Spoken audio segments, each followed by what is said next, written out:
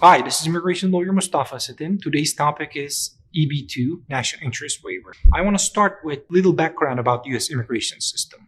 First of all, it is restricted. It's not like a merit-based system like the one Canada has. You have to qualify, you have to meet certain requirements to be able to immigrate to the United States. There are certain topics, we break it down to certain categories. There is, for instance, family immigration, and there is also business immigration. National interest waiver is actually under business immigration. And business immigration usually requires a sponsor, an employer offering a job. And the rule of thumb is this position must not be jeopardizing the US labor market. In other words, this position being offered cannot be filled from the US labor market. So what that means is basically this position has to go through all the requirements by filing an application called PERM with the Department of Labor to show that it cannot be filled from the US labor market. Well, what we're going to talk about today, the National Interest Waiver, as the name suggests, is an exception. There are other exceptions to this. Let's say EB-1, extraordinary ability, is another exception, but that's a topic for another video. Today, we'll be breaking down what National Interest Waiver is and how you qualify. So National Interest Waiver actually requires, this is general for the EB-2 category, there has to be an advanced degree. So you have to have a master or PhD degree. That's a requirement. On top of this, to qualify for the National Interest Waiver, there's a three-prong test, to put it simply. The three-prong test is basically, you have to show what your background, what you did, has substantial merit and national importance. Substantial merit and national importance is not enough on its own. You have to show that you are well positioned with this proposed endeavor to advance in your field. And the third prong is you have to show that you are well positioned and this labor certification requirement and the job offered is not necessary. Okay, so let's further break it down. What is substantial merit and or national importance? What I want to talk about is STEM field, science, technology, and math is of particular importance because USCIS recently recognized this and they came up with further clarification on the evidence that we can use to show that you qualify for National Interest Waiver. When you put together an application, when we file it, what will be the officers looking at? And in this case, we are to rely on documents to show that this individual has substantial merit and national importance. So one thing we have been running into is if you want to qualify for this waiver, you cannot switch fields. The definition for substantial merit and national importance, unfortunately, there is no specific definition. It could be decided by the economic impact. It could be pure science. It's a factual determination. We have to look at what was done and in the eyes of the officer, how it is understood and how it is documented.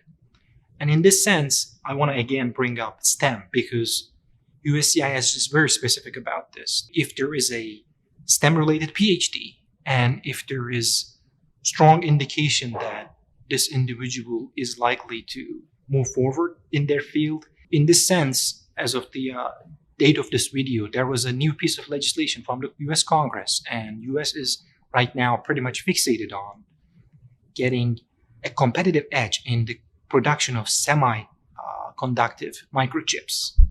There is a lot of grants and federal money coming into this. If someone has a relative PhD degree and they are looking to do work in this field, I would say their chances of securing a national interest waiver is very, very high. So we talked about STEM, we talked about substantial merit and national importance, how it's a factual determination. Now I want to talk about the process. The process has actually two main ways. You can be in the US in a certain immigration status, and when you file this application and when you're approved, you can qualify for an adjustment of status. And the alternative to that is consular processing. The application is filed, it is approved, and you go through consular processing, you get an immigrant visa to come to the US. Let's talk about the process, how the application is prepared, how long it takes for the USCIS to decide on this application. The preparation of the application, the package is fairly straightforward because there is one big package, to put it simply. There is the form, the main form, I-140, and there is a cover letter breaking down the attached documents, providing, to put it simply, a guideline to the officer deciding on this application.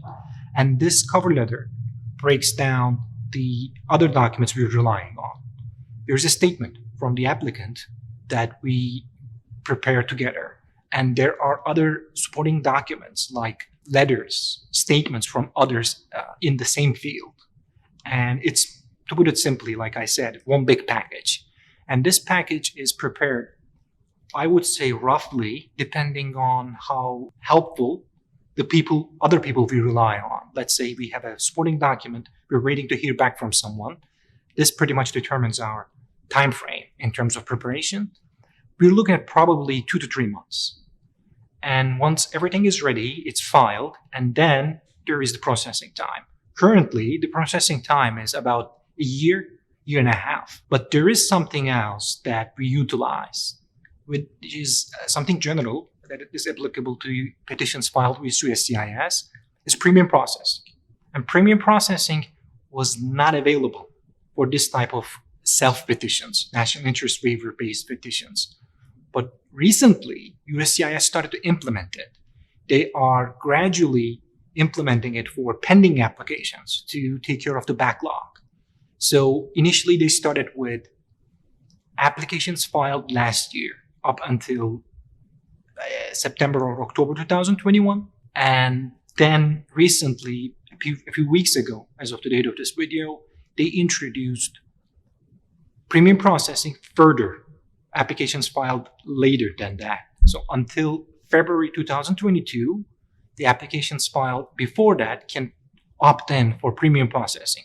So what that suggests is basically in a very short time, I would say 6 months, that will be my estimate, that premium processing will be available for these petitions. What that will mean is when you pay extra, which is right now $2,500, your petition will not be subject to this processing time. It will be decided within a matter of weeks. Right here, I want to talk about something USCIS heavily utilizes in these type of petitions. RFE, that stands for Request for Further Evidence. RFE is basically their way of requesting new documents and more material for a petition that we put together. So for premium processing purposes, we file an application with the premium processing, and that application has to be decided in a certain amount of time. There's an upper limit to it. They cannot just wait on it. And at that point, they can look into the petition and grant the petition. Process is done, right? But what usually happens is, for especially applications not that very, not that straightforward, not that very forthcoming, like the one I talked about, they come up with an RFE. They ask for documents. They request further evidence. They ask for, hey, you submitted this. We looked into this. We think you qualify for this prong, this element, but we need you to send this. We need you to take care of this aspect of the petition to qualify. And at the end of the process, there is a grant immediately, or there's an RFE. We respond to that RFE, and then the application is approved. What happens? At this point, those two scenarios kick in. If you are in the US with valid status, if you qualify, we can go for adjustment of status. Adjustment of status is basically getting your green card within the US. The other option is when you're out of the US, we prepare a immigrant visa application. We fill out the DS-260 form, and you go through the consular processing. Once National Visa Center is done with your immigrant visa application, depending on where you live, you get an immigrant visa appointment. You go into this appointment, and you get your immigrant visa issued, stamped on your passport. You come into the US with this immigrant visa, and basically you are a permanent resident at the time of entry. The alternative to that is adjustment of status. You file this petition with the USCIS after you get the approval, and the adjustment of status application, again, just like the other petition we filed, has a processing time.